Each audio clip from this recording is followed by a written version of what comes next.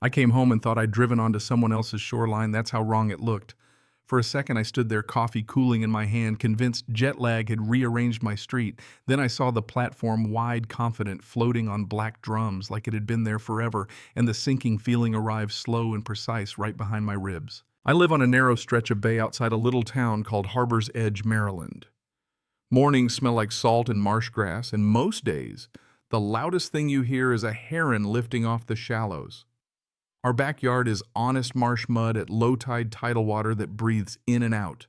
No dock, no tiki lights, just open edge. My wife Claire always joked we owned the most boring waterfront in the county. We bought the place 15 years ago because it felt untouched. The house next door sold about a year before this. A tan man named Brent Collier moved in mid-50s boat shoes in every season. He talked about maximizing value the way some people talk about weather constantly. He'd gesture toward my marsh. "Good to finally have someone over there who appreciates waterfront," he said. I smiled and said, "I appreciate it by not touching it." He laughed, but his eyes kept measuring. For months he mentioned building a dock. Casual over-the-fence chat, at first modest pier room for a couple slips. Then Claire and I went to Arizona for 10 days to help our daughter move. No calls, no frantic messages, just the usual quiet. When we pulled into our driveway, there were fresh tire tracks near Brent's yard, and then those pilings, thick timbers hammered into the bay, lined up like punctuation. The platform sat on them, broad and framed for multiple slips, and it ran past what I knew to be my property line. Shoreline with marsh and no fences can fool the eye, but I had paid for a full survey when we bought the place. I know where the iron pins are buried. I know the lines by memory. Claire squinted. "Tell me that's not ours." "It is," I said. I didn't yell. Instead, I pulled the old plat from the filing cabinet and spread it on the kitchen table. Numbers don't care about tone. The next morning, I called Luis Ortega, a calm marine surveyor. "I need an updated survey," I told him. On the line, he whistled and said he'd bring GPS. While I waited, I walked down to the marsh. A small crew worked on a flat barge diesel, coughing a man on shore with a clipboard. They drove another piling with that heavy final sound. I cupped my hands and called, "Who's supervising this job?" The clipboard man pointed toward Brent's yard. Brent strolled out in sunglasses like this was a weekend project.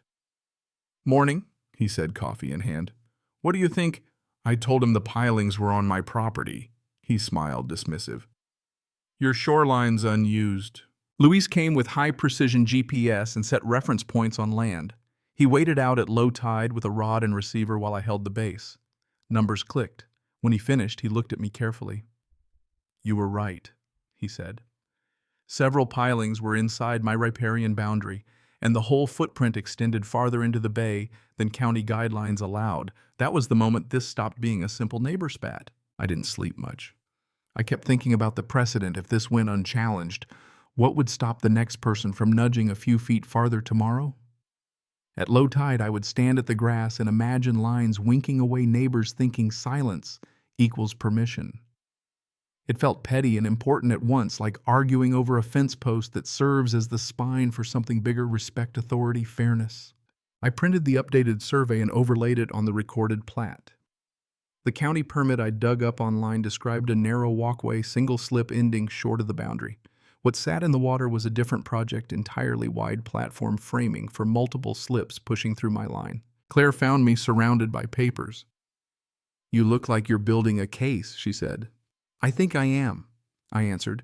I drafted a certified letter fax survey, attached requesting immediate suspension of construction and removal of encroaching pilings. I mailed it certified. 3 days later, the green card came back signed. The crew stayed. That wasn't confusion. That was defiance. I walked down again. Brent was with his contractor Vic, a broad-shouldered man who looked uncomfortable. "You got my letter?" I asked. "Yeah," Brent said, unconcerned. "These things aren't exact water moves, marsh shifts." He smiled that tight smile. "You don't use it." The shrug was deliberate, a claim born of convenience. So I called the Maryland Coastal Resources Division. Karen Whitfield scheduled an inspection. The inspector, Thomas Hale, showed up with measuring rod and handheld GPS. He measured the platform, compared coordinates to the permit, and then he said, "This structure exceeds permitted dimensions." He stapled a stop work order to a temporary post, and the crew packed up within the hour. I had expected triumph. Instead, I felt something heavier: escalation. 2 days later, Karen called again because the constructed footprint disturbed marsh vegetation and submerged lands. The case was being referred to environmental compliance. That word meant fines and mandatory restoration. Officials photographed flattened grass, probed the soil, documented everything. Brent complained about overreaction. The officers didn't measure feelings, they measured borders and permits. The formal notice arrived: violation daily fines, accruing full removal of unapproved structures, extraction of piling, supervised marsh restoration, and an engineering stabilization report. I ran into Brent at the mailbox. He looked tired. "You went nuclear," he said. I told him I'd given him a chance. "It was a dock," he said. "Not the dock you were approved for." He asked me if I knew what it would cost. I thought of surveys and letters and late nights. I said, less than doing nothing. Contractors vanished. The diesel barge left. His insurance adjuster poked around and left. Insurance doesn't cover deviations from approved plans. Vic told me they were stepping off. "I built to the layout I was given," he said. There was something quietly sad about the unraveling men who'd done the work, realizing the foundations were wrong. 3 weeks after the stop work order, the final compliance directive required full removal. Watching the extraction felt almost poetic. The same loud, confident blows that hammered pilings in were now matched by hydraulic pullers groaning as they lifted each post free. Each came out dripping mud and roots, leaving dark holes in the tidal soil that crews photographed for restoration. The air smelled of wet earth and salt gulls circled, and the whole neighborhood seemed to lean closer, as if to witness the proof that rules still mattered. At the marsh edge, the morning removal began, the sky low and gray. Brent watched without sunglasses. "You happy?" he asked, not angry so much as hollow. For a long second I thought about that. No, I wasn't gleeful. I didn't relish his losses.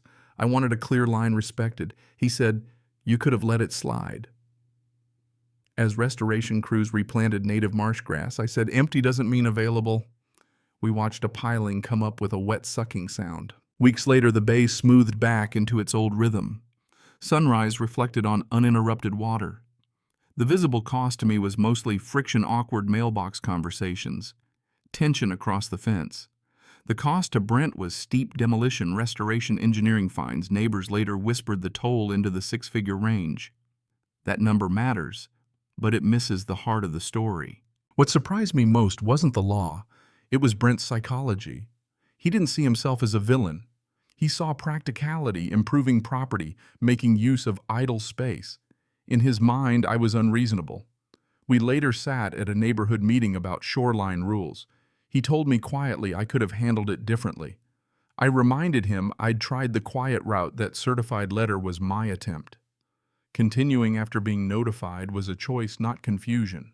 There's a tension in waterfront communities between preservation and one-upmanship. People say they want to protect the bay, then compete to build bigger docks.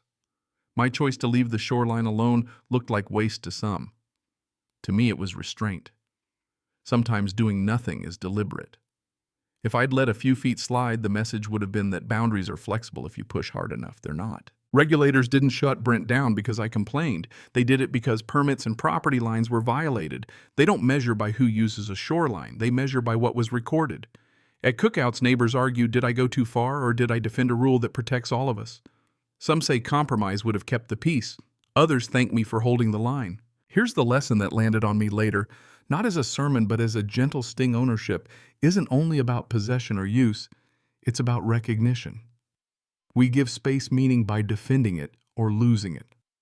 Boundaries only hold if someone speaks when they're pushed. That doesn't mean escalate for sport, but it does mean don't assume silence is permission. So here's the question I leave you with. If you came home and found someone building on land you legally owned, land you weren't using but owned, would you let it slide to keep the peace? Or would you draw the line and risk a relationship?